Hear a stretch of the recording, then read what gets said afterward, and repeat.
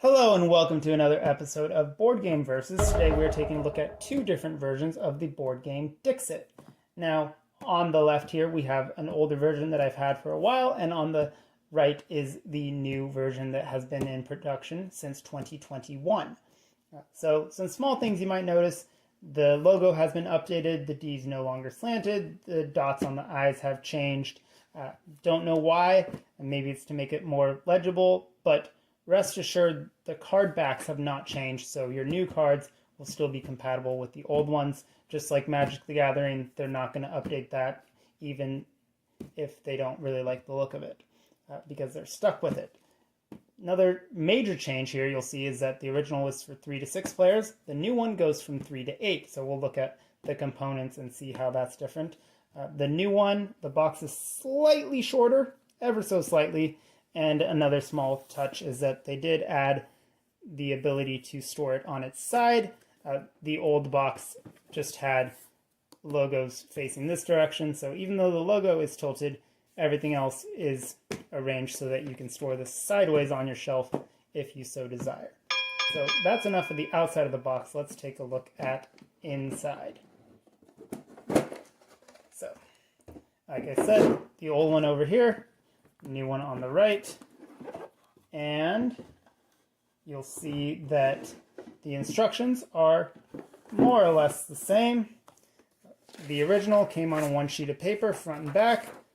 Pretty simple. The new one is still 2 pages, but instead of being front to back, you open it up. This is just the front, and then the back is just promotional material for more expansions. I would have preferred, honestly, just a single sheet, but it's fine. The steps are pretty clearly laid out, and they did update some of the iconography, which we'll go over when I get to the board. And also, here's a code for something. So here you can see the difference in the board. The original board was for, again, 1 to 6 players. You laid them all out in a row. The scoreboard wraps around once, and the amount of points that are distributed is listed out here in words. The new one changes that significantly. You now have a single board that does not fold. The score track wraps around, which normally I don't like, but I think for this purpose it's totally functional. The main difference is that the cards are now placed around the edge, and I think there's pros and cons to this, right? It is nice to have them all out in a single line, but the drawback to this type of format is that they're always going to be upside down for someone at the table. So someone is always going to be looking at the cards completely upside down. This somewhat mitigates that by having the cards face different directions. But again, that just means that they're still going to be upside down for some people. So I think that's a personal preference, but I don't mind it. I'll probably keep the newer board when I create my own version later. This isn't also a major change. No longer do you have a bunch of words explaining how points are scored. You just have a bunch of icons, which might take some adjustment, but once you realize how they work, it's pretty straightforward. So clue giver, if everyone guesses it, they get no points, everyone else gets 2. If nobody guesses it, clue giver also gets no points and everyone else gets 2. If some but not all people guess it, clue giver gets 3. Everyone who guessed it gets 3. People who missed it get nothing. And then anyone who had theirs voted for gets a point. Pretty straightforward, again, once you get the grasp, and it's, of course, language independent. So, moving on, the next thing is the rabbits. So, the rabbits are super fun, and the new one, disappointingly, shrinks them down. So you do get 8, of course. The colors that they added are black and purple. So those are the new colors, but they are significantly smaller. I assume this is just a budget cost production issue, but it is disappointing, and also you can no longer turn them into squirrels. Bunny, squirrel. The new ones, unfortunately, cannot be turned into squirrels, and that is a shame. So I definitely prefer the older bunnies. The new ones are smaller and not as good. The voting tokens, the old ones of course, you had your numbers, 1 to 6, you would put one down to show what you voted for. The new voting tokens are little dials. So that's fun.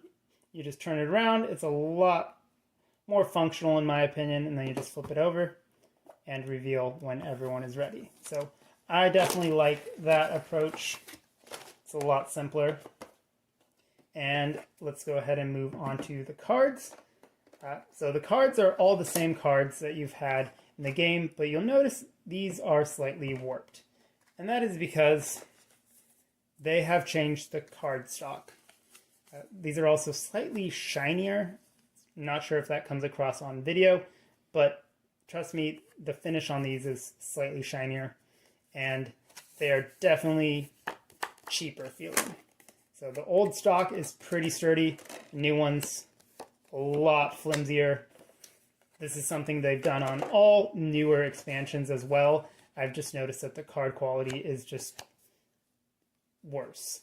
And I don't know if that's because they ran out of the stock that they used to make it in, but I'm going to just assume it's a cost-cutting measure. So unfortunate that you get these super pretty cards, but they're on gross cheap paper.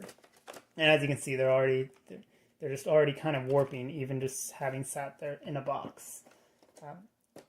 Now this one includes room for 3 expansions, potentially.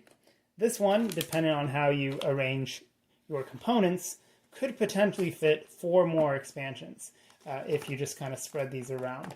You could definitely get 4 expansions in there. But it's cardboard, whereas this one is plastic, so again, that's probably a preference. Unfortunately, the voting tokens wouldn't really fit in this one. If you were trying to swap, you'd have to just store them in one of these. So there you go. I've given you the differences between these 2 versions. I definitely prefer the new voting tokens and the board from the new one, but the cardstock quality and I feel like this insert's a bit sturdier. But let me know in the comments. Either way, it's still a great game. I don't think you're at a huge loss if you happen to find one version but not the other. I would still highly recommend it.